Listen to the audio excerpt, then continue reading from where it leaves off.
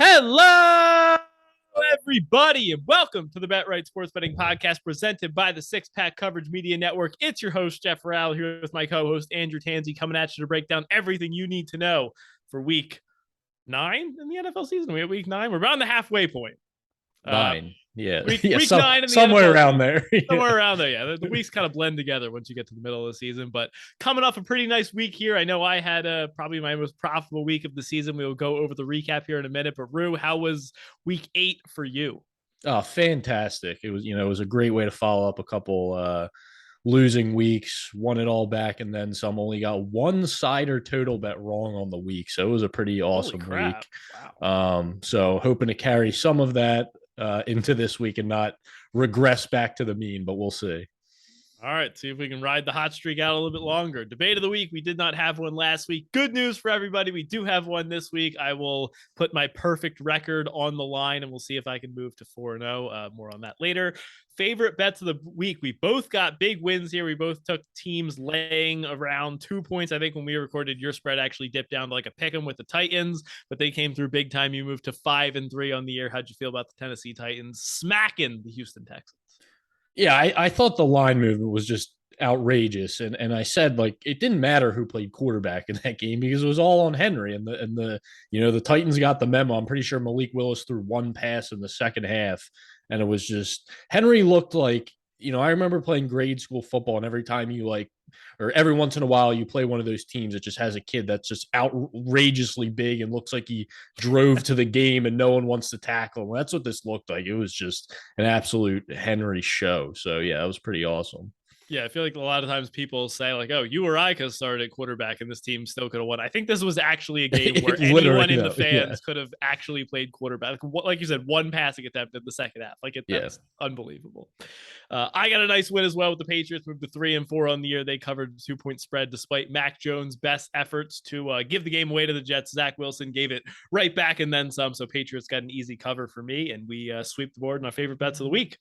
Yeah, the Jets have 5 wins right now. I'm holding an under 5.5 ticket on the season, and I honestly don't feel like it's dead yet, just with how bad Zach Wilson is. I feel like they already had so many things go their way in some of those wins that there's potential for them to lose out still, in my opinion.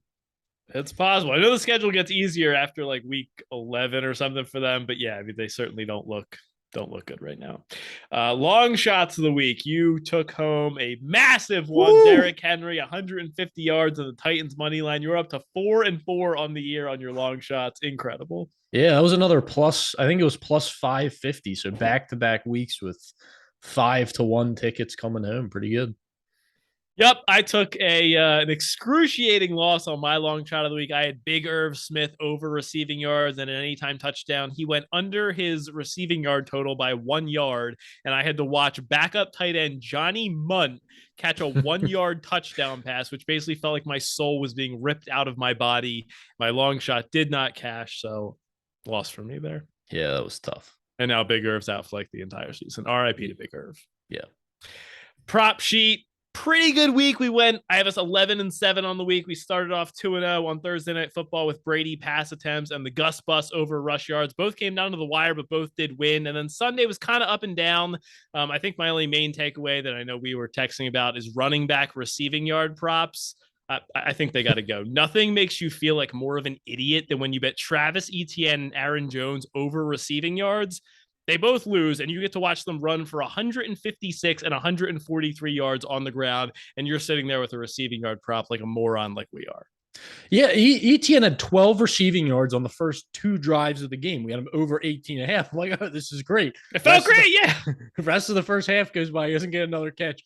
Finally, late in the third quarter, they throw him the ball, but it was for -6 yards. So at that point, I just wrote it off. So, yeah, no more running back receiving props for sure. And then Aaron Jones, who felt like a smash play, he didn't even come home for us. It was just run after run. The Packers decided to kill the clock when they were down multiple scores late in the game for some bold reason. Strategy. Yeah.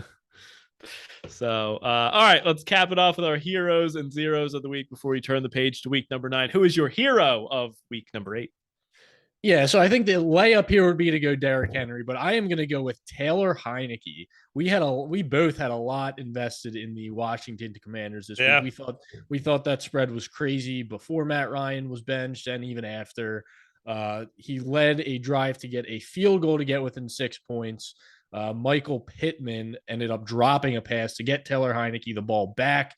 Down 6 points, he leads a game-winning drive after throwing a pretty brutal interception earlier in the game that we thought was going to cost us. But it was a Carson Wentz-esque performance, except he actually came through in the end of the game for us. So gets the outright win and gets the cover, more importantly. So Taylor Heineke, my hero of the week.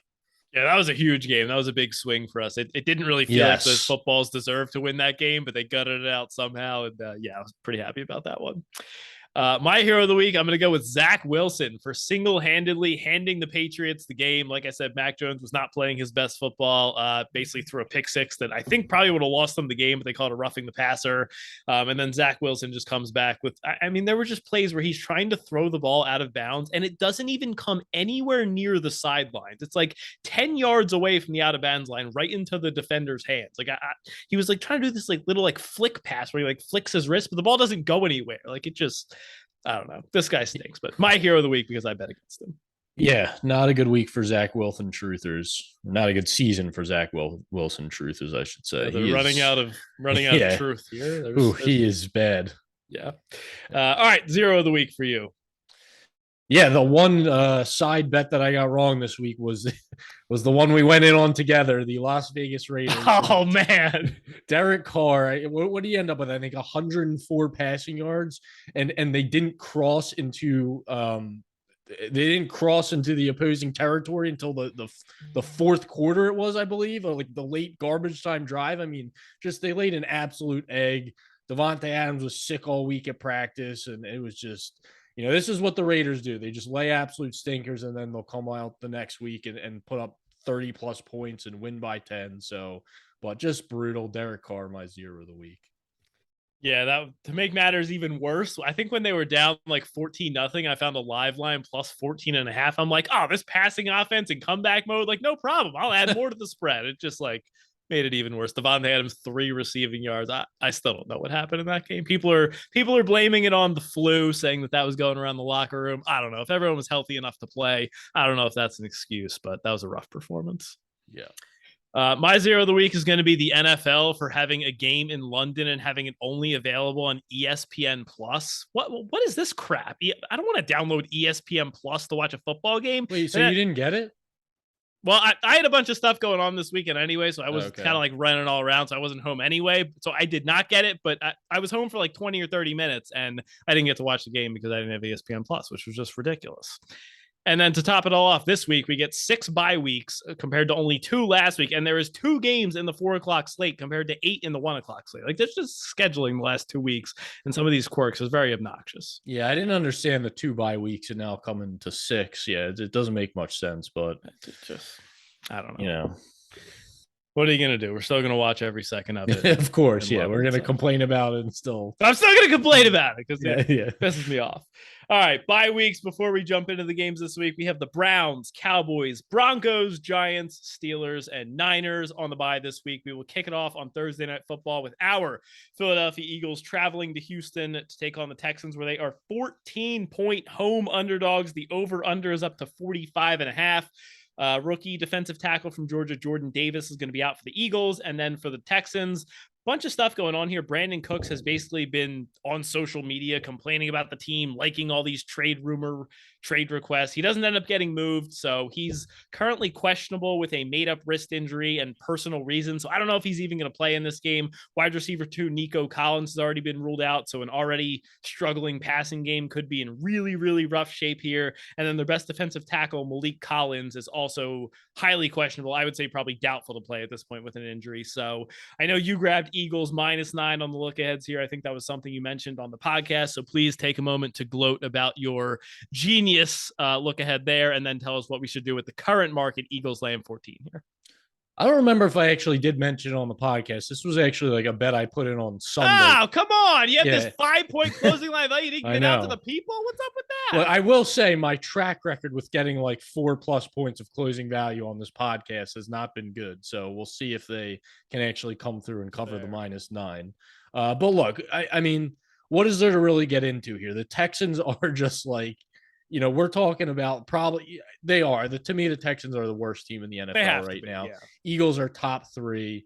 The Texans had under 100 total yards until that final garbage time drive last week, and we don't the Eagles don't have Derrick Henry, but they have a probably a number one offensive line that's just this defense. It's just to the point where they feel like they've given up and they're not even gonna bother stopping the run here. The Eagles should be able to run right through this defense. If they want to throw the ball to AJ Brown, they'll probably have success with that. And this Eagles defense, like they haven't really been letting up even when they get these big leads. Like they seem like a defense they want the stats. Like they look for those turnovers. Yeah.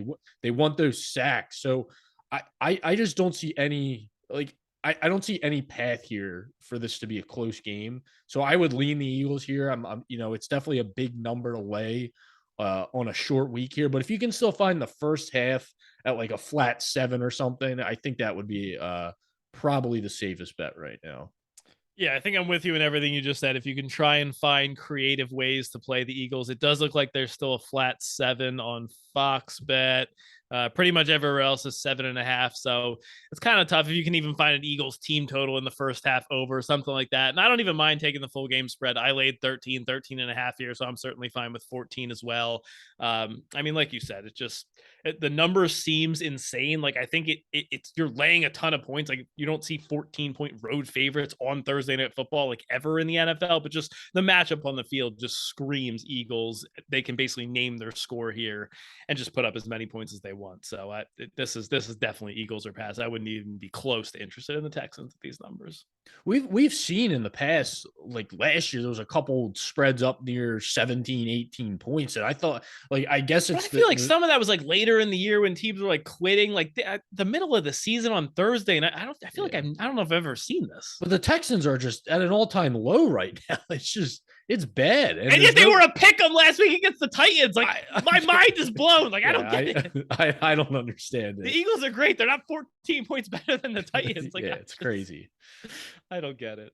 Yeah, I think the number's inflated, but I still think the Eagles are going to win. Like I don't know how the Texans score more than 10 points here. I don't know that it is inflated though. That's what I'm saying. Like if you just look at like some of the other spreads this season, I feel like it has to be if you just compare them. Like I don't know. Yeah.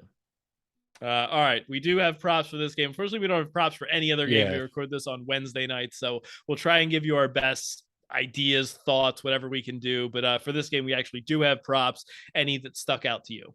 Yeah, there's probably going to be a lot of props on the prop sheet that weren't talked about tonight, just with the we have some lines out by now, but yeah, for this game, easy Miles Sanders rush yards. I think it's still hanging there under 80.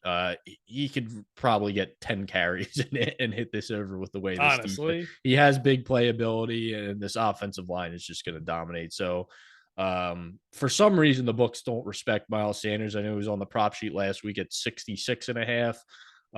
They bumped it up to 10 at the open here, so it was 76.5. Even that's not high enough in this matchup. So Miles Sanders rush yards. And if Brandin Cooks does play, I actually bet his line was posted. I bet his under 59.5. He's been under in all but 2 games this season. The Eagles rank second in DVOA against wide receiver ones, and I feel like Davis Mills is just regressing every week. Yeah, totally agree. I like that Cooks play a lot. I was hoping they would repost that, but obviously if he plays, they will. If not, won't get a line for it. So totally agree on Miles Sanders. I will touch on that more later. And then I was going to look at Davis Mills to throw an interception. I think the best price I saw was around like -189. So it was pretty juiced right now. So I'm waiting to see if any book will post like an over 1.5 interceptions. It may be like really good plus money, like +180, something like that. But he has an interception for the last 5 games, 2 multiple interception games this year. And the Eagles defense is second in the league with 10 interceptions through 7 games. So I think they're going to be forced to pass, and the Eagles have a ton of playmakers in the secondary that have had no problem picking off poor quarterbacks this year. Yeah. All right. With that, we will kick it over to Sunday at the 1:00 slate. Colts and the Patriots will be first up on the docket. The Patriots are a 5.5-point favorite. The over/under has dropped to 39 here. Sam Ehlinger still going to be starting here for the Colts. First road start in Foxborough, and then defensive end Kwity Paye is questionable. Jonathan Taylor also popped up on the injury report today with an ankle injury, and they also traded backup running back Nyheim Hines. So it could be a Deion Jackson game. Maybe Taylor goes. He hasn't really looked right for the majority of the season. And then for the Patriots side, Devontae Parker, questionable, mispractice today. And then safety Kyle Duggar, also questionable as well. Do you have a play on this one, Colts versus Patriots? Yeah, so I think Taylor goes. I think today, the Wednesday, it's not uncommon for these guys who have been fighting off injuries to just get off Wednesday from practice. So I'm not super concerned about that. I know he got banged up a little bit last week, and he came back in the game and still saw a decent amount of work after. So I'm not that concerned about it. I missed the 6 here with the Colts because I do lean their way here, and it's just Mac Jones has just been bad. There's no way around it. The only qualified quarterbacks this season with a worse EPA than Mac Jones are Kenny Pickett, Joe Flacco, and Baker Mayfield. So not exactly elite company there. Last week, you said it. If that pick six wasn't overturned by roughing the passer call, they might have lost that game. They won that game despite Mac Jones, and they won the game because Zach Wilson is just next level awful. So even with the unknown of Sam Ehlinger, I feel pretty confident that he's not as bad as Zach Wilson. And this Colts defense is solid against the run. They're 6th in DVOA, 3rd in adjusted line yards. So they might put Mac Jones in these situations where he has to throw the ball. And conversely, the Patriots 23rd in adjusted line yards, 26 in DVOA against the rush. So if Taylor's in there, there's a possibility we could see him get going. I know we didn't see Ehlinger's legs too much last week, but that's still, I think, an X factor. We saw a few design runs for him that didn't pan out in short yardage situations around the goal line, but I still think there's some potential there for him to use his legs more. And look, like I know this narrative that Belichick eats these young quarterbacks alive, but I think the Colts can play a similar game they did last week to Washington. I don't worry about the Patriots putting up 24 plus points here. I don't need an outright win from a rookie quarterback in Foxborough here. I just need them to keep it close against an offense that's really been struggling with a quarterback that's looked terrible pretty much most of the season. So a lean to the Colts at 5.5. If the 6 pops back up, I'll pull the trigger. I think I'm going the other way here. I'm leaning towards Patriots minus 5.5. I also have not pulled the trigger yet. I also may just play Colts team total under 17. I just don't think making your second career start on the road in Foxborough is a great spot. I do think Bill Belichick and this defense is going to have some answers for Sam Ehlinger. I think he's going to have some turnovers here. Like we said, Jonathan Taylor, maybe he plays, maybe he doesn't, but he really hasn't looked great since week 1. 31 rushes for 160 yards versus the Texans. Since then, 76 rushing yards. Last week was highest of the entire season. So the Colts offense really needs a running game to be able to function with Sam Ehlinger back there, and they just don't have it right now, especially if Taylor doesn't play. Hines was just traded. So I think this is going to be a lower scoring game. I don't love laying points here with a bad Patriots offense, like you said, but I do think it's a spot where I see the Colts offense really struggling here. They've only scored 16 points last week versus a bad football's defense, and then they got 10 on the Titans. I think that was still with Matt Ryan at quarterback. But for me, it'd probably be the Colts team total under 17 as my favorite play. Okay. Any prop thoughts for you here? Yeah, if Taylor's back at practice tomorrow, so Thursday when this gets posted, and it doesn't seem like it's going to be an issue moving forward, I'll look at his rush yards. I think we'll still get something in the 70s. He's been terrible. He's been terrible. I think this is a matchup where he can get it going. The Patriots defense has not been good against the rush, and I think they're going to have to lean on him here. So from a volume standpoint, I think he can get there. I don't agree with this at all. Okay. I'm going to be looking at Jakobi Meyers. Played him last week, over 4.5 receptions, saw 12 targets, 9 catches, team high for 60 yards and a touchdown. He is by far the number one option in this Patriots offense. Whether Devontae Parker plays or not, he's Mac Jones' outlet. So definitely going to be looking at Meyers. Even if it's a 5.5 at plus money for the receptions, I'm totally fine with that for Taylor. That's probably it for me in this game. Jonathan Taylor did have 76 rush yards last week on 16 carries. I just said that. That was his highest rushing total of the entire season. He's on the upswing.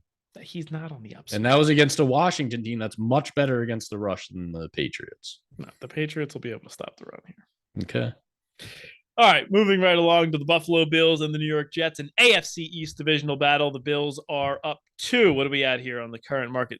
Oh, it's back down to 12.5. Okay, this touched 13.5, got back down to 12.5. So Bills laying 12.5 on the road, over under 46.5. Corey Davis and Jermaine Johnson both going to be questionable for the Jets. And then on the Bills side, Tre'Davious White may be making his return to the lineup this season, but Matt Milano questionable, Jordan Poyer questionable, other safety Micah Hyde still out. So the Bills pretty banged up in the secondary here. Maybe they get Trey White back, maybe they don't, and they did just trade for Nyheim Hines. What do you have here? Are you laying the points with the Bills, looking at Zach Wilson and the Jets, or passing? I took the Bills in the first half at -6.5. Bills are second in the NFL in first half points behind the Eagles at 16 points per game. Jets are 22nd. And look, I don't need to sit here and tell you how much better the Bills are than the Jets. It's the Jets' success on offense was around Breece Hall and these explosive plays and getting him in space, and it's not there anymore. Like Zach Wilson threw for 300 yards last week, fine, but when you're asking Zach Wilson to throw the ball that much, it's just not going to end well. We saw it with the 3 interceptions. Like I don't think it's possible for Zach Wilson to throw like 25 plus passes and not throw at least 1 interception. And to me, the Bills last week playing against the Packers, who aren't good, but like the Josh Allen didn't have a great game. The Bills they pretty much flopped in the second half, and they still won the game easily. Like they didn't cover. They didn't win by 13. Oh, I don't need that. I just need them to dominate the first half and cover the 6.5 for me. So look, it's just you're getting two different weight classes here. So I'm taking the first half with the Bills, where I don't have to worry about them laying down at all in the second half like they did last week. So -6.5 Bills first half. Okay, interesting. I think for me, this one would be Jets or pass. I don't have a ton of interest in the game. Maybe at like 13.5 or 14, if it got there, I would consider it, but I don't necessarily have a great angle here. I am very interested to watch Stephon Diggs against Sauce Gardner. I hope they get matched up a couple times head to head, see who gets the best of that matchup. I think will be a lot of fun. The Jets defense has been really good this season. Like I'm looking at their schedule here. Like they gave up 24 to the Ravens, 27 to the Bengals. But the last few weeks, they've really been holding teams. Packers scored 10, the Broncos scored 9, the Patriots scored 22. These offenses. Listen to the offenses you just said. Okay, look, like they can't hold a candle to the Bills. The Dolphins, that was the game without Tua, right? The Dolphins when they scored 17. Yeah, that was the Skylar Thompson first start. Yeah, okay. Yeah, so look, this is a big step up in class. So I'm just saying the defense has been playing a lot better. If they can hold the Bills in check, that would help them cover a big spread. This is bigger than a step up in class. This is like 10 flights of steps up in class. I'm just trying to make a pro Jets case. That's why I said I don't have a great bet on the game. It's a high number, but it's hard to make a case for the Jets right now. Yeah, sure is. All right, prop looks for you in this one. Yeah, if we get any type of a sauce discount on Stephon Diggs, like if this guy keeps getting lined in the 70s, I have to take it. I don't care. Really? You're not afraid of the sauce? I don't care who's lined up across from him. And you just rattled off, that was part of my case here, is that Sauce Gardner hasn't seen a quarterback wide receiver combo even close to this. Shut down Jamar Chase with Joe Burrow. Okay, all right, that's fair. Chase had like 30 yards that game. All right, that's fair, but I'll still take Diggs. I don't know what it is. Why are the books not respecting Diggs? He should be lined up there in the 90s with all these other elite receivers, but he's not. He's been unstoppable this year. I agree. Yeah, and they move him around enough where I don't think it's going to be a complete shadow from Sauce Gardner, but yeah, I agree. Even so, I don't think Josh Allen's going to be scared to throw his way if Sauce Gardner's on him. All right, see if we get the sauce discount. I'm going to be looking at Garrett Wilson receiving yards. This is just a volume play. Whether Corey Davis, obviously I like it more if Corey Davis doesn't go, but this team hates Elijah Moore for some reason. He played behind Denzel Mims, behind Braxton Berrios, behind Jeff Smith last week. Garrett Wilson led the team, 6 catches, 115 yards on 7 targets. Maybe Tre'Davious White comes back. Maybe he doesn't. Either way, it's really his one of his first games over the last 2 seasons. I just mentioned Micah Hyde's going to be off the game. Jordan Poyer's questionable, so the Bills are banged up in the secondary. I think the Jets are going to be forced into throw. You'll probably get a line in the low to mid 50s for Garrett Wilson. So I think just based on volume, garbage time, I think he definitely gets there. Okay.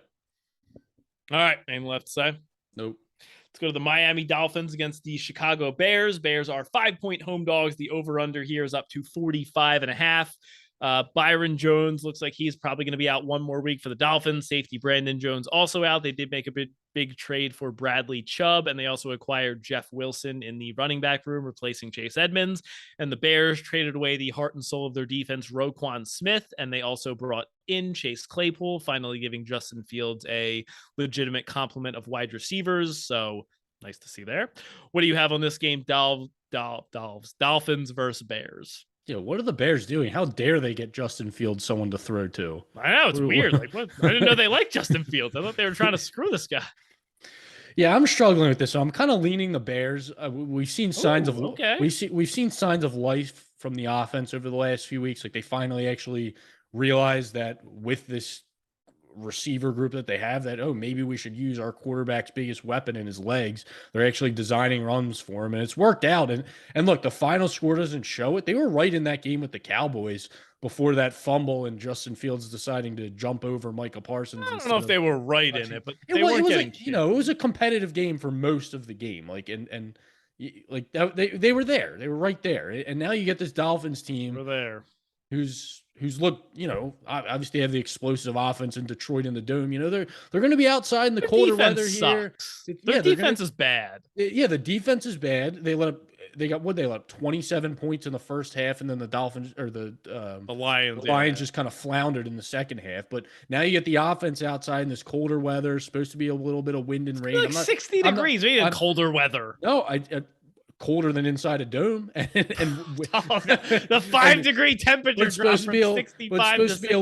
It's supposed to be a little windy and rainy. I saw in the forecast. I'm not saying there's a massive impact, but it's definitely different than being on the indoor track in the dome. Now, I really hate that. The Roquan Smith, like you said, that's the heart and soul of the defense. I don't know if that sends a message to the rest of the defense where it's kind of a quit potential type of move, but. Like you said, this Dolphins defense is bad, and the Bears, we've seen signs of life from the offense, so I don't think they're going to have a ton of a struggle moving the ball here. You add Chase Claypool to the mix. We'll see how much he plays in the first week here, but if this did get to a 6, I think I would take it with Chicago. Okay, I can see that. I don't have a play on the side here. I was kind of leaning Dolphins early at 3.5 when it opened, but now that it's up to 4.5, 5, I don't think I'm going to have a play. I don't mind your play if the Bears got the 6. For me, this one's all about the over. I played some 44.5, some 45, still like it at 45.5. Like you said, keep an eye on the weather. Right now, the latest update, I'm seeing 58 degrees, around 12 to 14 mile per hour winds, no rain. So I think that's good enough for me. Bears are I thought that when I last looked, there was rain in the forecast. Yeah, it's been going back and forth. Every website you look at says something. I know. It's hard to get a feel on it, but I don't see anything that looks like it's going to be a terrible monsoon or anything right now.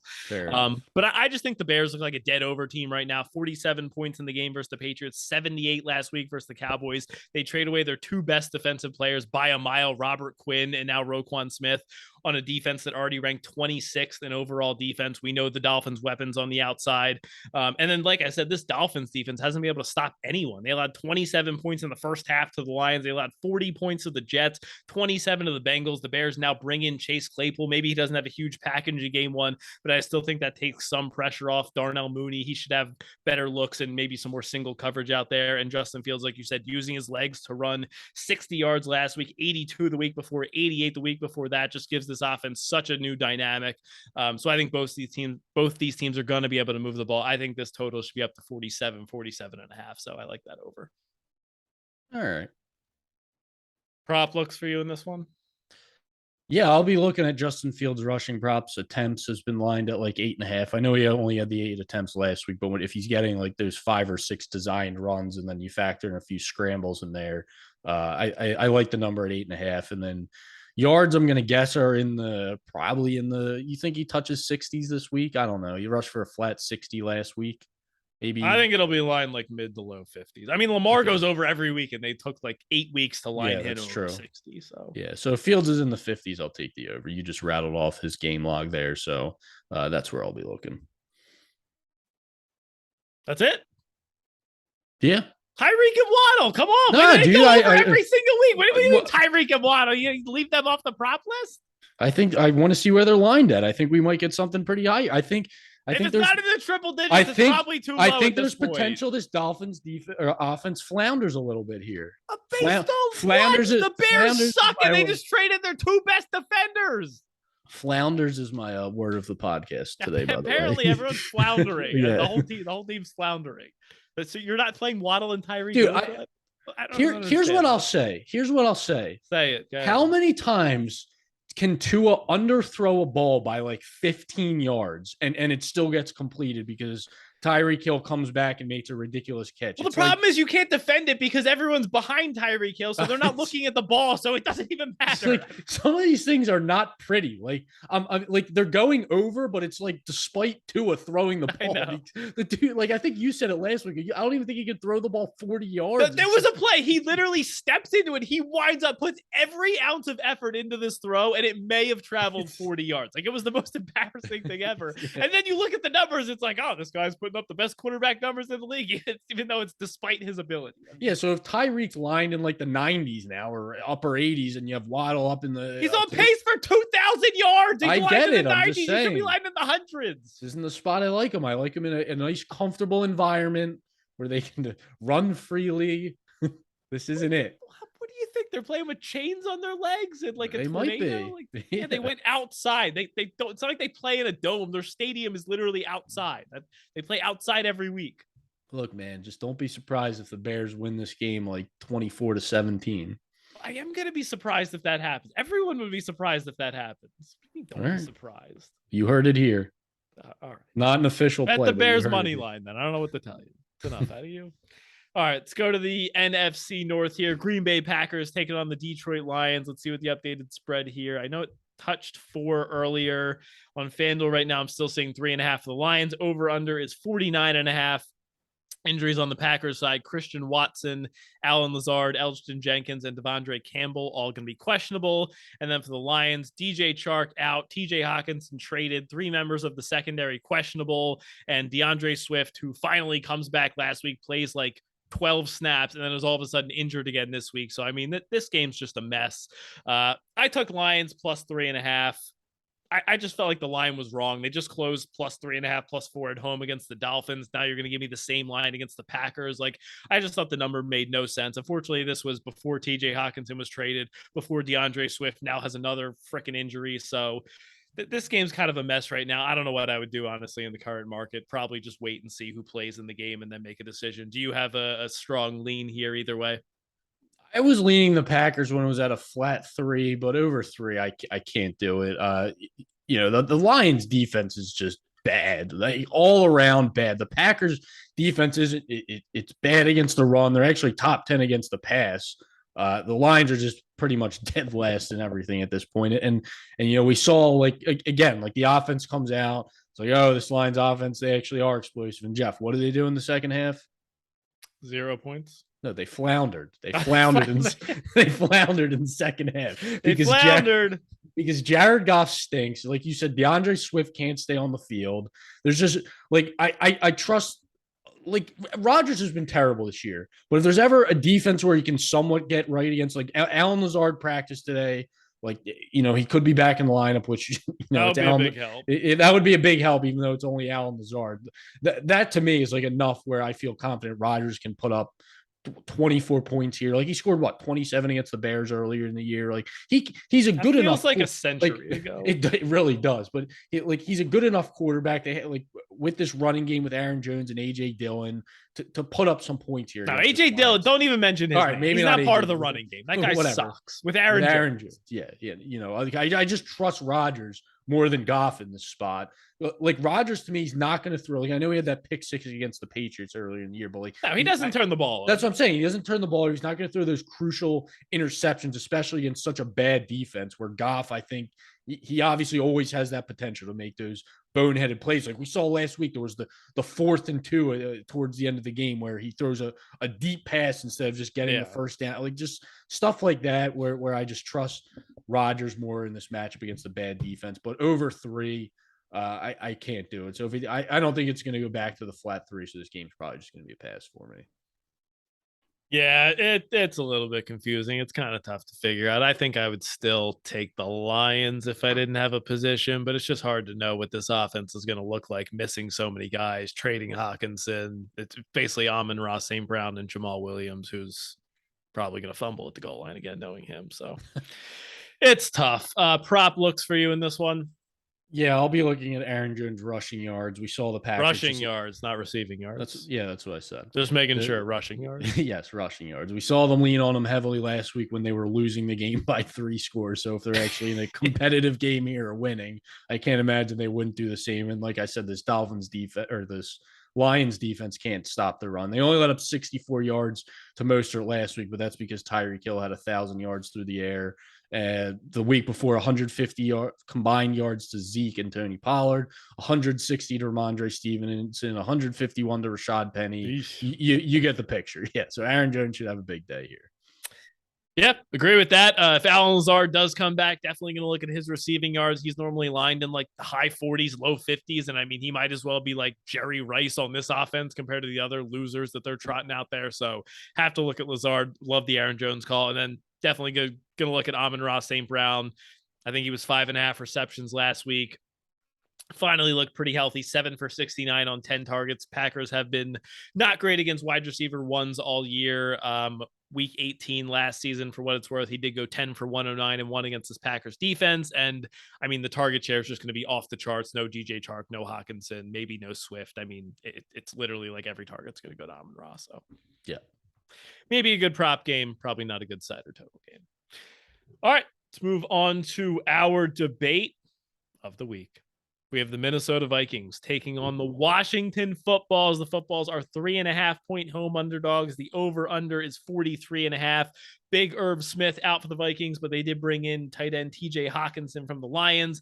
Everson Griffin, Dalvin Tomlinson, and Adam Thielen all questionable. For the Footballs, Jahan Dotson, Chase Young, Cole Holcomb all questionable. I don't think Dotson's going to play. I'd be shocked if Chase Young plays, but we'll see. And then their best cornerback, William Jackson, was traded to the Steelers. Rue, tell us why you are on the Washington Footballs catching 3.5 here at home. First of all, I'm shocked that you are not on Washington with me here. I'm shocked that you are on Washington. I thought we were on the Vikings here. We talked about this earlier in the week. Laying over a field goal with the Vikings. I mean, you are playing a dangerous game, my friend. And I think Heineke's reinvigorated this team. Like he comes in, they get the back-to-back wins. He hasn't looked fantastic, but this pass offense, which was just putrid under Wentz, was 28th in DVOA. And if you look at the last 2 weeks, they're up to 18th. So I mean, it's not great, but that's a massive improvement. And you know, to me, they just kind of profile as this average team across the board that can hang around and possibly win games late, which is the perfect recipe against this Vikings win. You know, they have one loss, but they still really haven't, one loss and they really haven't been all that impressive. Like you go through their schedule. They beat a bad Cardinals team at home. They were coming off a bye week. They allowed 26 points. It was a 2-point game in the fourth quarter. They barely beat Skylar Thompson and the Dolphins. Probably would have lost the game if not for a Jalen Waddle fumble. They beat a bad Bears team by 7 points. And again, right there in the fourth quarter, beat a bad New Orleans. They won by more than a touchdown 3 games in a row. Keep going. Tell me how bad they are. Beat a bad New Orleans and Detroit team by a combined 7 points. And the Packers win in week 1, which they could hang their hat on for a while. But now we know, isn't that great of a win? No, it's not.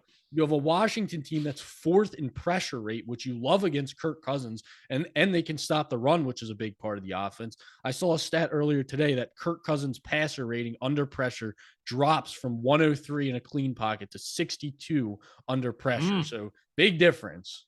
Like the identity of this Vikings team hasn't changed. We all hated on Mike Zimmer. Like, okay, wasn't a great coach. You bring in the same coach. The offense still doesn't look great. Like all these inferior teams are still right there in the fourth quarter, and this defense is very beatable. Rounded out, Taylor Heinicke 8-2 against the spread in his last 10 starts. So keep undervaluing him. Give me the Commanders at home for a team that I still think has some fight in them here. Okay. Make a pretty good case. I am laying 3.5 points with Minnesota Vikings. Taylor Heinicke has been fun. Thank you for your service. He's been gutsy. He's been hanging in these games. He pulled out the win last week. I think it's time to get off this Footballs team here. I think they're playing a little bit above their head right now. I don't think they had any business winning that game against Sam Ehlinger and the Colts last week. In only 2 starts this year, Heinicke is tied with Tom Brady as the worst quarterback in the league against pressure this season. Vikings are 6th in adjusted sack rate. Zadarius Smith actually leads the league in sacks right now with 8.5. So I envision multiple turnovers here from Heinicke. He's definitely prone to throwing a couple interceptions here. The footballs have not been able to establish a run game. Brian Robinson looks like he's running with a bullet in his leg. Curtis Samuel and Taylor Heineke tied for the team lead in rushing last week with 29 yards. And this football's defense is extremely vulnerable. 28th in DVOA against the pass. They just traded their best cornerback. They've absolutely nobody to stick with Justin Jefferson in this passing offense. And I just think the spread is too low. The Packers were -3.5 at the footballs 2 weeks ago. Now you're going to give me the exact same line with a Vikings team that is far and away better than the Packers in every metric. I think this game should be 4.5. Asking the Vikings to win by margin, yes, it's scary, but I just think there's way too much talent here on this Vikings offense, and I think it's time to fade Heineke after a couple gutty performances.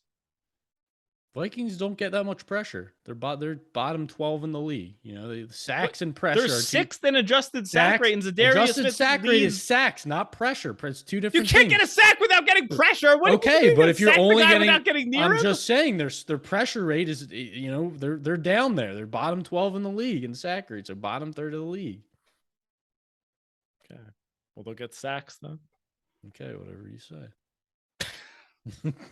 Just saying, I think if you try and ride this Taylor Heineke train too long, you're going to be in for a. There's too many points. Too many points at home. It's not too many points yet. It's only 3.5. What the Vikings do, you know, the Commanders are going to be right there in the fourth quarter. Like there's not. They're going to be Taylor right Heineke is there. going to throw an intercept. There's only so many moon balls he can chuck up to Terry McLaurin that he's going to come down with before it goes poorly. You can't just expect that to happen every week. They should have lost to the Colts and Sam Ehlinger last week. Get out of here. Okay. This was in contention for my favorite bet of the week. This was in contention for my favorite bet of the week. Like, since when are we laying over a field goal with the Vikings? I don't get it. It's not like I'm laying over a touchdown. It's over a field goal. They've won 3 games in a row by a touchdown or more. You act like every game comes down to a 1-point margin. Every game is at a 1-point margin in the fourth quarter, basically, or one possession. Like, they're going to be right there. Okay, and they have the better quarterback and the better offense and the better team, so I trust that they'll end up coming out with the win. I'm not saying they're going to be up by 30 in the fourth quarter. It's going to be a close game. All right. But they're better. Well, I'm glad it's going to be a close game, and I have the 3.5 points. Yeah, you're going to be glad when they lose by 7. Take those 3.5 points and shove them up your butt. Okay. All right, what do you have for prop looks in this one? I got nothing here. Nothing? Other than Justin Jefferson, who I think will be out of it. Yeah. Okay. No, you know what? Get out of here. Every time I put Justin Jefferson on the prop sheet, you get mad about it. No, I'm just mad because you put him earlier in the season and he had like 7 yards. All right, it was one game. I was scored from that experience. So last week, I get to the third quarter and he has like 23 yards. And I'm like, oh, great. Here we go again. So, yes, I was tilting a little bit. Yeah, well. It was you don't get to put him on the prop sheet. If I decide, if everyone out there sees Justin Jefferson on the prop sheet, it's because I decided he belongs on there. Okay, whatever you say. That's probably it for me. Maybe McLaurin yards, but they'll probably be too high this week. So yeah. All right, let's go to the interesting game here. Carolina Panthers against the Cincinnati Bengals. Bengals are 7.5-point home favorites. Over under is 42.5. Chuba Hubbard questionable, probably going to be back here for the Panthers. And then for the Bengals, couple big injuries here. Jamar Chase obviously out for a few more weeks. Eli Apple questionable, and then number 1 cornerback Chidobe Awuzie out for the season with a torn ACL. So pretty rough loss for this Bengals defense coming off really a beatdown against the Browns on Monday Night Football. Panthers obviously lost a thrilling game in OT where they had multiple chances to win against the Falcons. What do you have here? Panthers versus Bengals. Yeah, this Bengals team is definitely a bit of a fraud. They do enough. I feel like they do enough against these bad teams, and they put up the big numbers. Bad enough teams like the Panthers. Yeah, to fool us into thinking they're this good team, and then they lay eggs against the better team. So you look at their wins. We're taking the Bengals. I'm going back to the well with the Bengals team total over 24. Yes, I love it. I thought you were on the Panthers here. Okay, no, all right. No. So I dug into it. You look at their wins: the Jets, the Dolphins when Tua got hurt, the Saints, the Falcons. Like if you're doing teasers still, I know. No, we're not doing teasers. It's still a good matchup for you. No one's teasing. In their wins, in the Bengals wins against those teams, they're averaging over 29 points. They should be able to have success here on this defense that just allow the Falcons to put up 30 plus points and Marcus Mariota to go 20 for 28 with 250 yards and 3 touchdowns. So I think we're getting a little bit of a discount on the Bengals team total here. So I am going to take it here at 24.5. Yeah, totally love the team total overplay. I had a look ahead spread gone wrong here. I have the Bengals at -9.5 before the Ja'Marr Chase injury, before they lost to the Browns convincingly. So holding a great position here, feeling great about it. But I do think the Bengals are going to put up a ton of points here. Love your play on the team total. I had that written down as well. I've talked about Joe Burrow's splits versus pressure versus a clean pocket, and the Panthers defense is, what do we see here? 31st in adjusted sack rate. I don't have the pressure numbers. I know, big discrepancy there between you. Big discrepancy. I don't actually know if there's a big discrepancy. I don't have them in front of me, but they're not good. They're not getting any sacks this year. The third fewest, so I'm assuming their pressure rate's not great either. They just allowed 37 points to Marcus Mariota and the Atlanta Falcons. We've seen Burrow have success against similar defenses. The teams that he's really struggled against: Browns, Steelers, Ravens, Cowboys, teams that can pressure the quarterback. The Panthers don't have those elite pass rushers here to give Burrow problems. So I think they're putting up 30 plus points here. I'd probably just lean to the over in the game. Honestly, I think this Panthers offense is scrappy enough to get to 17 to 20 points, and I think the Bengals are putting up 30. So 42.5 feels really low here. So if you don't like the team total, just play the game total over. I'm fine with that too. The Panthers are 21st in pressure rate, just behind the Minnesota Vikings, who are 20th. So don't tell me the Vikings get pressure, and then say the Panthers don't. That's all I'm saying. I said that they get sack. I said adjusted sack rate. I didn't say they were getting pressure. I'm pretty sure you said they get pressure. They have this many sacks. So I'm just saying 2 different things, people. I know sacks are factored into pressure, but it's not the only thing. Okay, fair enough. I need to sort out my tables better and get both numbers when I'm making my cases. Noted. You won't come to another debate with that weak argument again. All right. Any prop looks for you in Panthers Bengals? Yeah, also we'll see where T. Higgins is. I think this could be a monster game for him with Chase out. I know we didn't see much from the offense last week, but we're expecting a big bounce back, like we said. So if we can get something, what was he last week in the 78.5, right? 74.5. 74. Okay, yeah. So if we're in the 70s, I like it. Okay, I agree. All right. Let's go to still in the 1 o'clock slate here. LA Chargers taking on the Atlanta Falcons. Falcons are 3-point home dogs. The over-under is 49.5. Chargers coming off the bye. Falcons coming off a miracle overtime win over the Panthers. Bunch of injury notes here. Mike Williams, J.C. Jackson, both out for the Chargers. Keenan Allen might as well retire. Josh Palmer did clear concussion protocol, so he's going to be back. And then for the Falcons, A.J. Terrell and Jalen Hawkins in the secondary, both questionable. Casey Hayward still out. And then Cordero Patterson and Damian Williams, 2 running backs, both eligible to come off of IR. So they're going to be questionable for this week. Maybe they get them back. Maybe they don't against a pretty weak Chargers run defense. What do you have here? Any plays on the side or total? Oh, baby. I'm taking the Atlanta Falcons plus 3.5. The 3.5 came up today. Look, man, I can't say enough how overrated I think this Chargers team is. And these are just the matchups that I look for. Everyone kind of knows from listening to this podcast, I love the run games, the teams that are going to be able to run the ball. And this Falcons run scheme should be able to have a field day on this Chargers defense who can't stop anyone. And like you said, the Falcons could possibly be getting some pieces back in the secondary. Keenan Allen's out. Mike Williams is out. So what does that leave us with? Is Josh Palmer still hurt too? He cleared concussion protocol. Okay. He will be playing. Okay, so Josh Palmer we're looking at as the number 1 target in the passing game right now. DeAndre Carter, Austin Ekeler. Yeah, so what are we doing here? Like yes, the Falcons defense. They're still going to be able to throw all over the Falcons. I don't think they are. Like what they are. Anyone can throw on the Falcons defense, right? I think they'll be fine moving the ball. I think the Falcons can control the clock, control the game with this running game. Like this is going to be a game where Marcus Mariota probably throws his 12 or 15 passes, and they just run the ball, chip away 5 yards, 4 yards.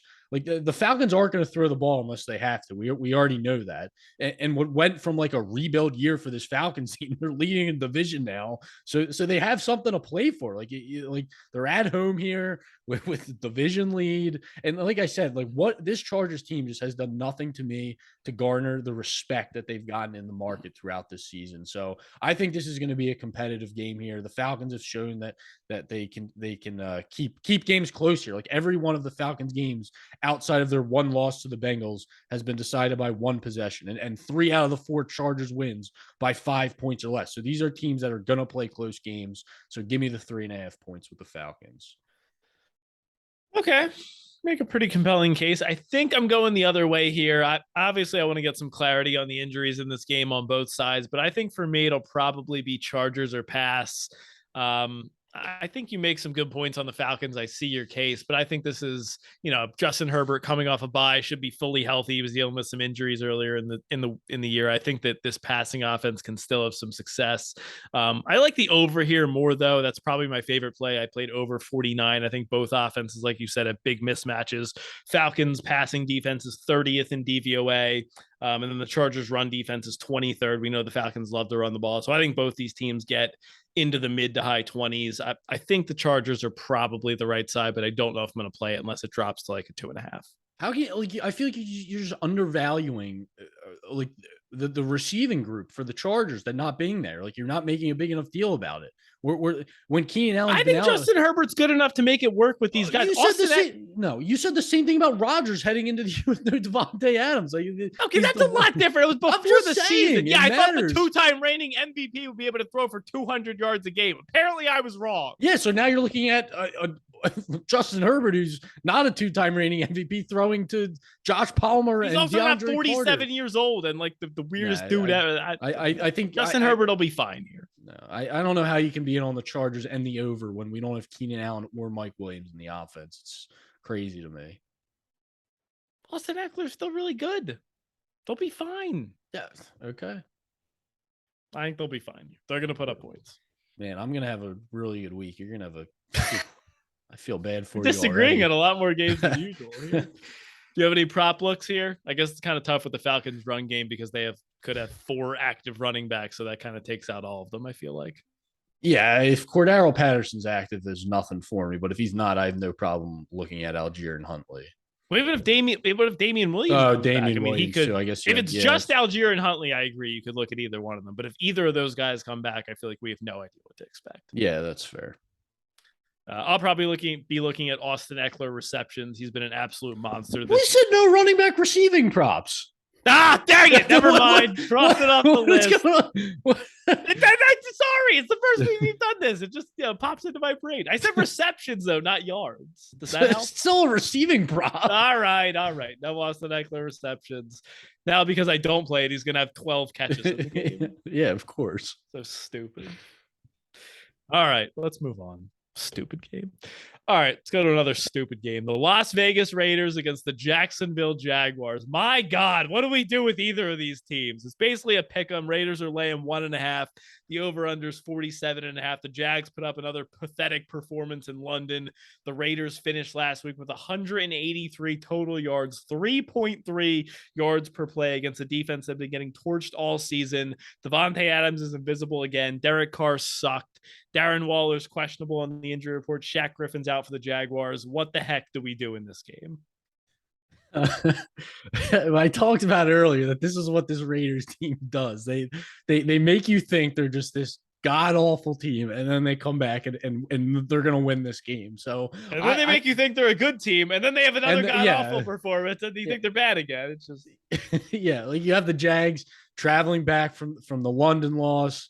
The Raiders didn't travel back from New Orleans, right? That's what I was going to ask you. Like, there's almost like you would almost built in home field advantage for the Raiders. Like you said, they stayed on the East Coast. Meanwhile, the Jags are flying back from London, and the Jags already have no fans to begin with. Like, they already have no home field. You could probably give home field to the Raiders here, honestly. Yeah, so I don't see much of it. Maybe not home field to them, but if anything, it's just like a neutral site. And right, like we said, like, there's the rumors of the flu that ripped through the Raiders locker room. Make of that what you will. We know Davante Adams for sure was sick last week, and there's he played in the game. No excuses. No excuses. But you figure now he's going to be a week removed from whatever it was. He's got to be feeling better. And this Jags team, the Jags team, like I talked about last week, they just continue to shoot themselves in the foot. Like they 1st and goal from the 1-yard line, just run the ball. They call this rollout pass, and Trevor Lawrence throws it right into the chest of the defender, and like it's just unbelievable. Like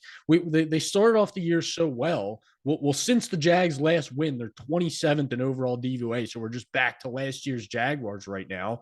The Raiders haven't been much better. This isn't really a pro Raiders take, but it's almost like it's like a coin flip spread. I think the spot is better for the Raiders, and as gross as it is, like I trust Derek Carr a little bit more than Trevor Lawrence, and that makes me sick to say, but it's just kind of where I'm at right now with this Jags team. Interesting, the DVOA rankings. I was looking at them earlier today. The Jags rank 17th in DVOA, and the Raiders are 26th. But you can filter it. So I filtered it by week after their last win, and they're 27th. Like for that's what you're saying. Okay. Yeah. So after were they the best team in the league for the first 3 weeks? Well, the first 2 weeks they were like top 5 because they shut out. I guess they did blow out the Chargers and the Colts. So after what was their last win? Week 3, whenever it was. Feels like an eternity ago. The following whatever weeks, they're 27th overall. So they're just back to that bottom 5 team. I feel like I may have a problem, but I really want to bet the Raiders here. Like I feel like I'm a sick person. I don't know what the heck it is about this team, but that they couldn't have screwed me any more last week, and I want to bet them again in the exact same spot, basically. Yeah, see, we're one of us is supposed to be here to talk the other one out of it, but the last 2 weeks we both want to bet the Raiders. Clearly, neither of us are the smart. I'm not doing this alone. I'll tell you that right now. I'll bet the Raiders with you. All right, if anyone wants to join us on the Raiders again, it went so well last week. We're going to run it back one more time. We will assume no liability on any losses if the Raiders lose this game. I'm watching myself with that. Fair enough. All right, prop looks for you in this one. Nothing right now. I'll probably look at both running back rush yards, see where Jacobs and ETN are lined. They've been pretty awesome for the majority of the season. Jacobs had a rough game last week, but should be a good bounce back spot. And ETN really carved up the Broncos defense. You're probably not getting any discounts on either of them, but see where they're lined. That's probably about it. All right. Not that exciting. James Harden, give me a break. All right. Let's move on here. NFC West, Seattle Seahawks and the Arizona Cardinals. Cardinals are 2-point home favorites. The over-under is 49.5. Rematch of Week 6, a game that the Seahawks won 19-9 in Seattle. Sidney Jones, cornerback for the Seahawks. They actually released him. I haven't listed as questionable, but I'm pretty sure they actually released him yesterday after not being able to trade him. So I guess he wasn't a pretty big part of this defense anyway. And then the Cardinals, James Conner, questionable again. They're also expected to be without multiple members of their offensive line. What do you have here? Is this another spot to back my guy, not your guy, my guy, Geno Smith and the Seahawks, or are you laying it with a low number on the Cardinals? Fun fact, I used to have a Sidney Jones jersey when it was on the Eagles. Ooh, so that didn't age well. Not my best purchase. Look, flat out, let me just say this. It takes a real man to look himself in the mirror. Here we go. and swallow his pride. I was wrong about the Seattle team, okay? They are a good football team. Everything about this team coming into the season that we thought was going to be an issue. The defense. We have these young guys that have stepped up, and they've been a pretty. I still can't wrap my mind around the defense. They're good. They've had their bad performances. Like they've had a couple blow performances. But they're getting better recently. And then the offensive line. They have young guys on the offensive line, rookies, and they've held up fairly well. Again, like they've had a couple bad performances. And flat out to me, this number is wrong. It is just wrong. Seattle is the better team. And then Geno Smith, look, he's looked great. I'm not going to fight anymore. I'm on the Geno wagon. It is what it is. Put all the offseason stuff aside. Seattle probably played their second worst game of the year against this Arizona team, and they still won the game by 10 points. The Cardinals didn't even score an offensive touchdown. Since that game, the Cardinals have allowed 68 points in 2 games, 875 yards. This Cardinals team is bad. It's a team that has weapons and can hang around in games, but that's a team that I want as an underdog. And we all know how we've talked about on past podcasts how bad. I don't know what they were 0-8 in their last 0-8 against the spread or something in their last 8 home games. So as a favorite here, I would make the Seattle -2, and you're giving me 2 and plus money on the money line. Seattle's just a way better team right now. So they're top 10 in DVOA. Cardinals are bottom 5. Just give me the better team here catching points in a divisional matchup. Yeah, I'm with you. I think this was one that I did mention on the look ahead, Seattle +3.5. So I have that. I also added some Seahawks money line at around +115. I think the spread's fine, but like you said, I think the Seahawks are the better team here. I trust Geno Smith a lot right now. I think this offense has been, especially with the emergence of Kenneth Walker, like they just have such a great running game that they can lean on. And then you have Metcalf and Lockett. Lockett played probably the worst game of his entire career last week. So I'm expecting, a little bit of a bounce back here. And the Cardinals offense has looked better with DeAndre Hopkins, but they're still pretty one-dimensional. They can't run the ball to save their life. Their defense, like you said, has been getting beat up by pretty much everybody going right up and down the field. I don't think they can stop the run. So yeah, for me, it's definitely Seahawks or pass. And if I was someone who bet teasers, which I'm not, I don't bet teasers, but if I was, you might tease the Seahawks, but I would not. It's a Seahawks Bengals teaser if you're into that thing. I'm not into that thing. Yeah. Prop looks for you here. Yeah, you just kind of touched on. I'll be looking at Kenneth Walker. Just give me the volume. These guys, he only had 51 yards last week, but he had 18 carries, 23 and 21 the games before that. The first matchup between these teams, he went 21 for 97. Dalvin Cook rushed for 111 yards against this defense last week. So Kenneth Walker probably lined in the 80s, but I'm fine taking it there. I think he have a big game on the ground. Okay, I don't mind that. Any chance DeAndre Hopkins is still lined at 6.5 receptions? I think he's lined at 6.5. We get like a minus 115 this week. We're fortunate. Take that every day. Yeah, fortunate to get it at plus money last week. So if we get it again, I'd probably play it up to minus 130 at 6.5. Yeah, I'd be totally fine with that. That was definitely my look. And then Noah Fant over receiving yards. Here we go. The Cardinals against tight ends. The dream matchup continues. 2 for 19 and 1 for 7 the last 2 weeks. You might be thinking, wow, this guy Noah Fant, he kind of stinks. I think it could be a good buy low spot. He just went 6 for 45 against the Arizona Cardinals. Actually led the team in receiving that day, which is pretty sad, but 6 receptions for 45 yards is no joke. He's probably going to be lined in the low 20s, so I'll gladly play another tight end over receiving yards against the Arizona Cardinals. Irv Smith didn't go over last week on the prop sheet. What do you have to say for yourself? I say you better listen to the podcast, because if you did, then you took him on the openers at 24.5 and you cashed like I did.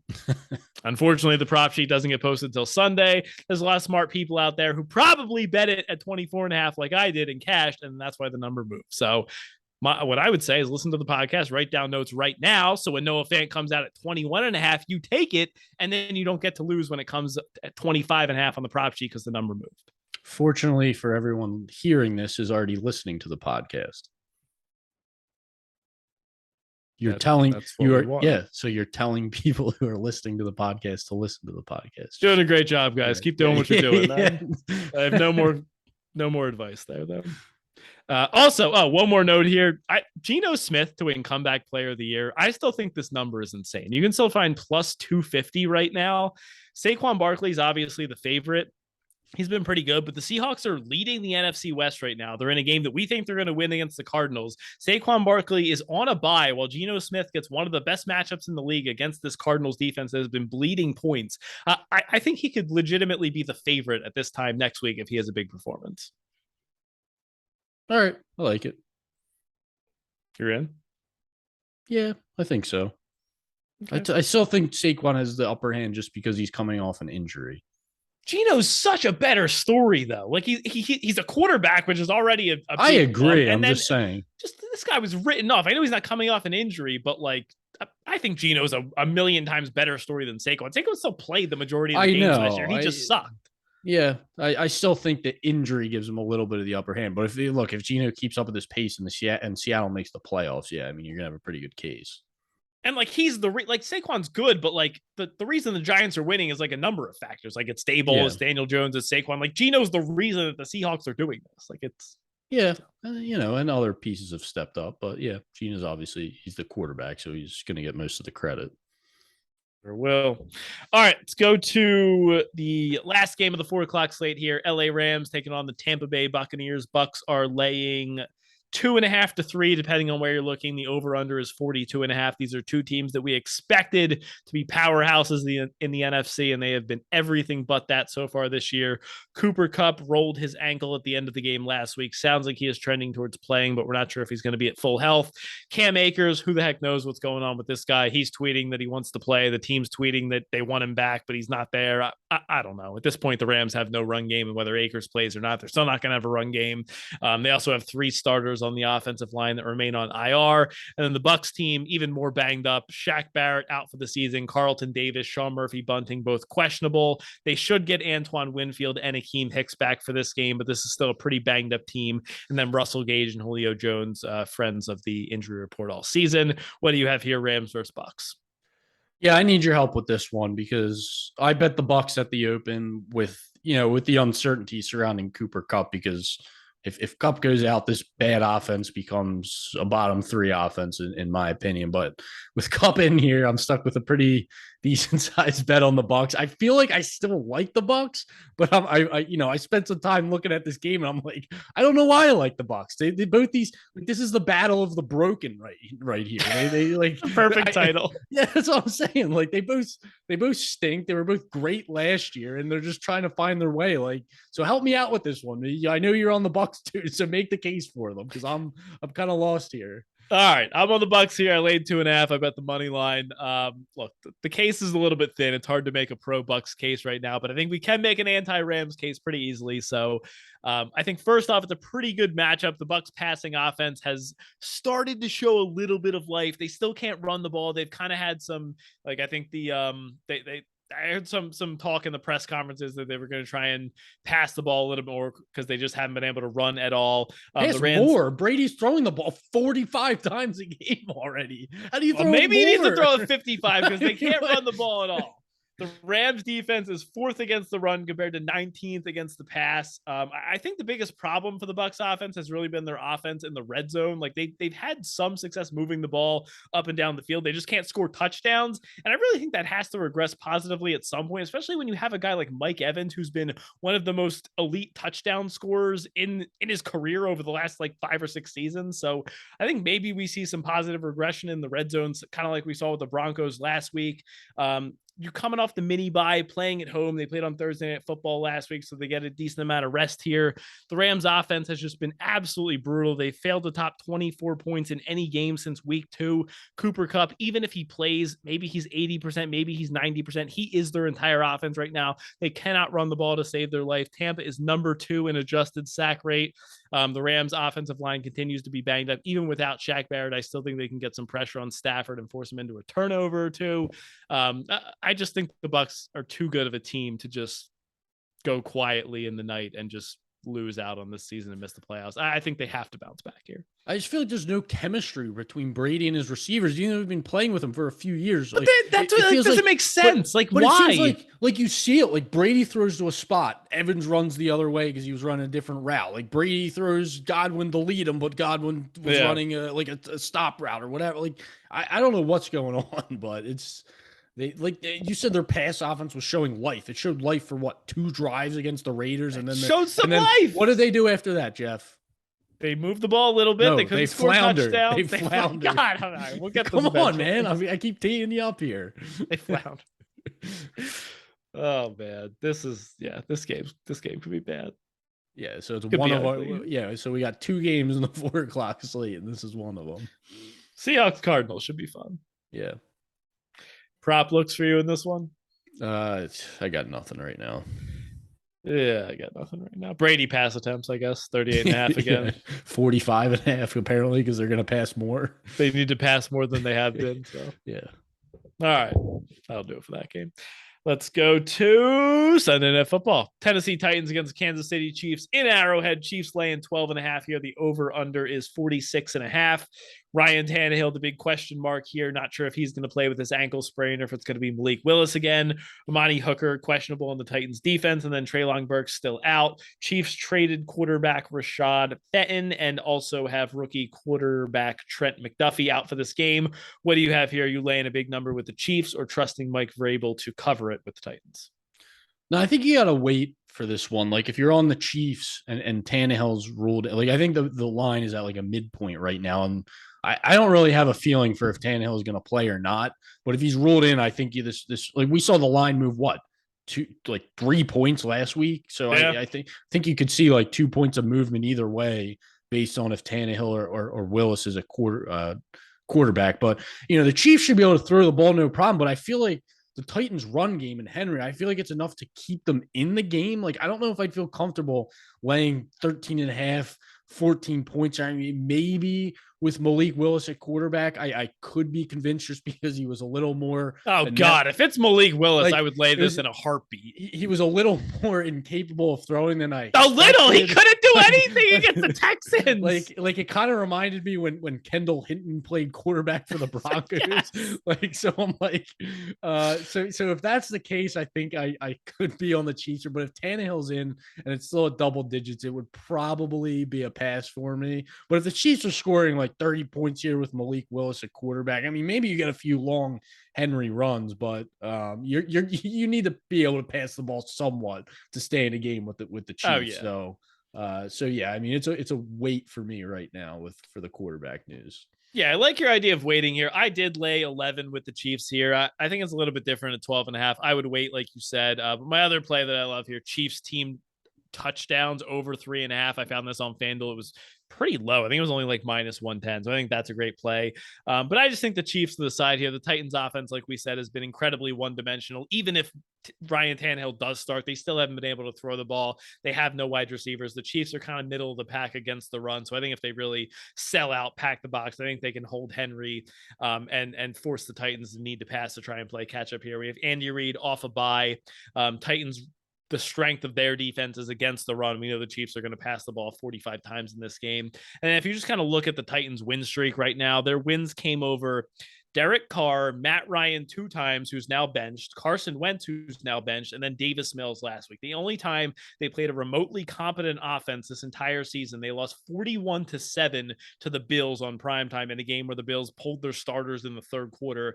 And they also lost outright to a fairly competent Giants team in week 1. So to me right now, the Titans are a team, if they're playing a lower end opponent where all they need to do is win the game and take care of business, you can trust they're able to do that. But if they step up in class against these elite powerhouse offenses, they're going to get absolutely smoked. So I think that's the play here. I think Chiefs are getting 30 plus points, and I don't see the Titans scoring in the 20s to be able to cover the spread. So I would lay it.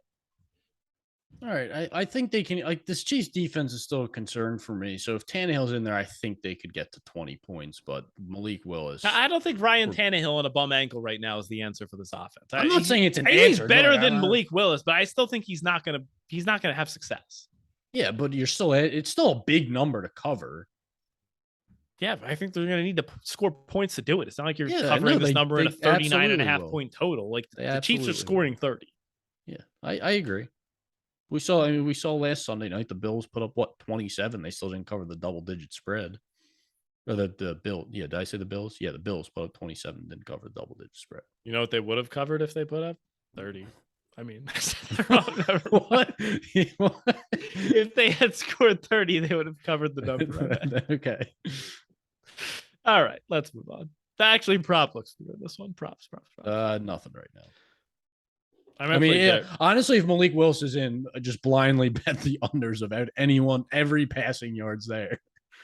Yeah, I don't even know what they'll be set at, but I don't know. I feel like I did this with PJ Walker a couple weeks ago after he threw for like 56 yards in his first outing, and then he came back and was like a really good quarterback for the last 2 weeks and it smashed us over every week. Yeah, but is Malik Willis a former XFL MVP? I don't think so. I don't see that on his resume. It's a good point.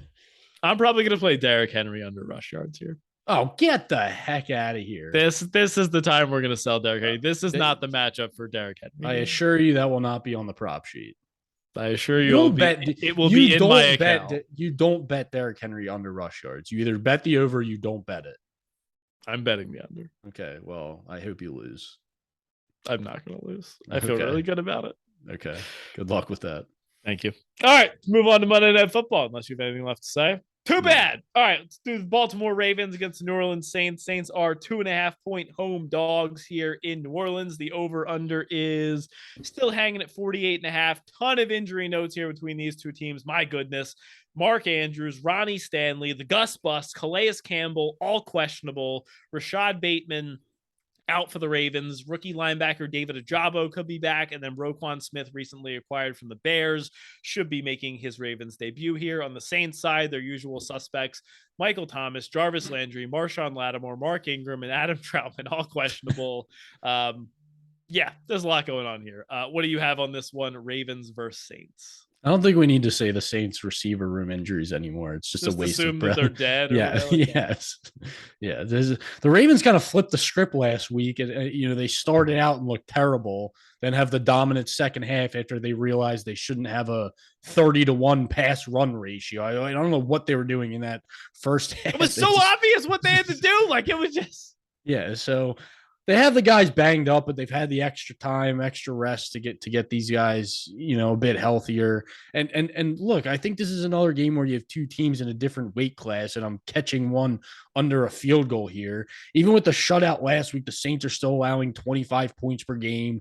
They still are bottom 5 in pressure rate, not sack rate, pressure rate. what do They they have haven't in been sack rate? I don't. Let's see. I haven't. They haven't been stopping the run well. And this Ravens defense, they've kind of somewhat leveled out for me. Like they're not at the point anymore where I worried about them just getting absolutely lit up like we've had to worry about in the past. And I think you just have a massive disadvantage here at quarterback and at head coach. So a field goal or under a field goal here with the extra rest. I really like the Ravens here. Yeah, I agree with you. Once this dipped under 3, I feel like this just had to be a bet on the Ravens. John Harbaugh, like you said, great coach coming off the mini bye on Thursday Night Football. I think this is a really good spot for them. Obviously, I want to see like the injury news, but am I crazy for thinking that the Mark Andrews news doesn't matter that much because Isaiah Likely is awesome? Like, obviously, you'd love to have Andrews, but like, if you go into this game with Likely as the starting tight end, like, I still feel pretty good about it. Yeah, he was a huge reason they had such success in the second half. I know they were running the ball, but he was the passing. He was the whole passing offense. Yeah, I definitely like to see Rashad Bateman out there. I think you need a weapon. He's out. Oh, he's out already. Oh, he's out for weeks. Yeah, Bateman's done for like 4 to 6 weeks. Oh, okay. Yeah. All right. I mean, that definitely hurts, but if you're they're missing Marshawn Lattimore, so that's where it's like you would like Mark Andrews, so you have like two weapons in the passing game. Because even if Andrews is back now, I think with that performance last week by Likely, we're going to see him work into the offense more. Hopefully, but either way, like we've seen this Ravens team do it over and over again without receivers on the outside. Even when they had Hollywood Brown in his first year or two in the league, it wasn't like a dominant receiver or anything. So I just trust, like I said, I trust the better quarterback and the better coach here. It's not like the Saints are rolling out an elite class of wide receivers on their offense. So yeah, I just think you're looking at two teams on opposite ends of the league right now. So give me the better team under a field goal. Yeah, I think if you want to wait and try and see the injury reports for both teams, maybe the spread will move a little bit either way, depending on what happens. But I just think under 3, I think you're still getting a good bet with the Ravens, regardless of what happens with the injury report. So, man, yep, prop looks for you. Well, I mean, I'll definitely be looking at Likely if Andrews is out. Yeah, for sure. So outside of that, nothing else written down right now for me. I'll probably see where Lamar's rush yards is, but that's probably about it. I really like that Gus Edwards play last week, but it's tough with him coming off an injury, even if he does play, to know if he's going to be fully healthy. So probably he looks great. He really does. He was awesome. That's why it was so frustrating because he only got like a couple carries, but every time he would touch the ball, he would go for like 7 or 8 yards. Yeah, and he hit the over on the play he got hurt on, so that was pretty clutch. Yeah, big time. All right, that will wrap up our game-by-game breakdown for week number 9. Now we will kick it off with our long shots of the week, our favorite bet priced at odds of plus 200 or better. Rue, I will give you the honors. All right, on a bit of a heater right now. He's been hot, everyone. I'm going to test my luck. We're going to go with an underdog money line parlay. We're going to take the Atlanta Falcons at home over the Chargers, and we're going to take the Washington Commanders. Oh, my God. So I'll shop around for best price. Right now, I'm on FanDuel. You parlay those together, you're looking at plus 485 odds. So wow. I'll see if we can get to another 5-1 here. But I mean, the odds are awesome, but I hate both of those picks. Okay, well, you're missing out, my friend. All right, my long shot of the week. Obviously, we don't have prop lines yet, but this is I'll give like a range here. I'm going to go with Kenneth Walker over rush yards, expecting probably somewhere in the mid 70s, low 80s, a touchdown, and then Seahawks money line. He was 21 for 97 and a touchdown in the week 6 win over the Cardinals. We both like the Seahawks to win the game. So give me Ken Walker over rush yards, getting in the end zone, and the Seahawks winning the game outright. Hopefully that'll be like plus 350, plus 400. I like it. I didn't want to dip my toe into the 2 touchdown territory like you did. I'll leave that for you, but I think Ken Walker's in for a good game. Save it for the big boys. All right. Favorite play of the week. What do you have? I am going to those Seattle Seahawks. Like I said, I just think this number's wrong. I would make the Seahawks slight favorites here. I just think they're the way better team right now. The Cardinals have a lot more flaws. So give me the Seahawks here catching 2. And is there still 2.5s out there? I don't have it up. Yeah, there is a 2.5, I think. All right. Seahawks plus 2.5. Okay. Lock it in. I like it. All right. This week was a little bit tough for me on sides and totals. All the bets I really liked have kind of moved out of range. Where like I would still play them, but I don't feel great about them. So I'm going to change it up here a little bit. I'm going to go with a prop on Thursday Night Football. I'm going to go Miles Sanders over rush yards.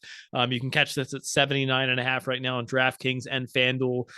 Rue kind of did the breakdown on the top. Dead last in run defense for the Texans by a mile. Dead last in adjusted line yards. The Texans are allowing 127 yards per game to opposing running back one, 6.3 yards per carry.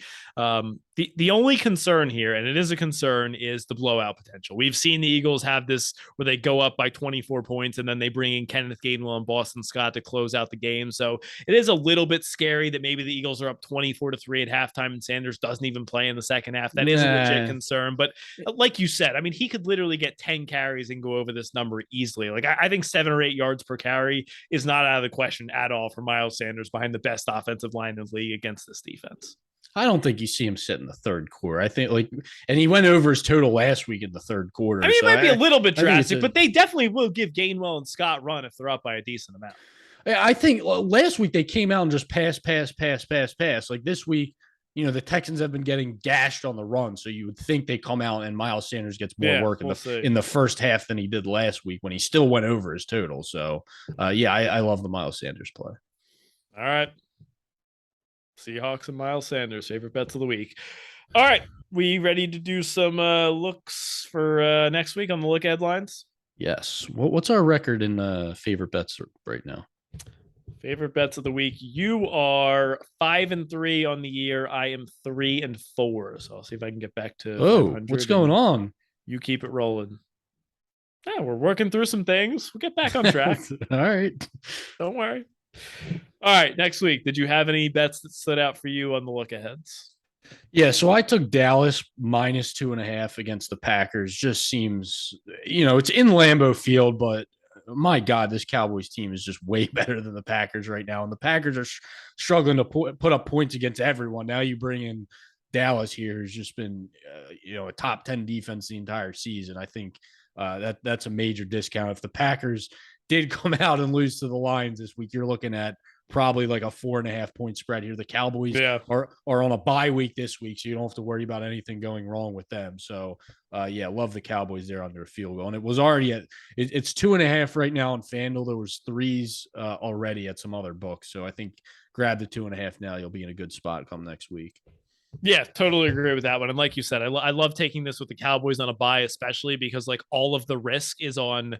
Like if a guy gets hurt, it's going to be on the Packers side. Like there's no way that the Cowboys are going to be less valuable at this time next week, barring some like insane unforeseen circumstance. But like, God forbid Aaron Rodgers gets hurt or Aaron Jones gets hurt, like the spread's only going one way. So I think taking the Cowboys here at under 3 makes a ton of sense. Yeah. What about the Cardinals +3 at the Rams? No, I can't. Not a flat 3. I think I'd rather take the risk and wait to get the hook. So if you get 3.5, yeah, I don't think that's one I need to jump on. All right, that's fair. Yeah, there wasn't much else that stood out to me. I totally agree with the Cowboys one, but nothing else was really jumping off the page. Okay. All right. Any final words? Did you ever think we'd be at this point and in the season and the Bucks would be 2.5 point favorites at home over the Seahawks? God, it's so depressing to look at. And I don't want to bet the Bucks. I kind of want to bet Seattle at that number. Like it's crazy. The Seahawks is better than the Bucks at this point. They very well could be. God, it's so sad. All right, everyone out there, have a fantastic week 9. We'll see if we can keep the hot stuff going here. Make sure to follow us on Twitter at BetRightPod. The prop sheet will be posted on Sunday morning. Tried to give everyone some looks here, but we will be posting some more thoughts and official plays on the Twitter page. Follow us on YouTube. Smash the like button on YouTube. The link to the YouTube video will be in the description of this podcast, or search BetRight Sports Betting Podcast on YouTube. From Jeff and Rue, we are the BetRight Sports Betting Podcast, because every time you bet with us, you bet right.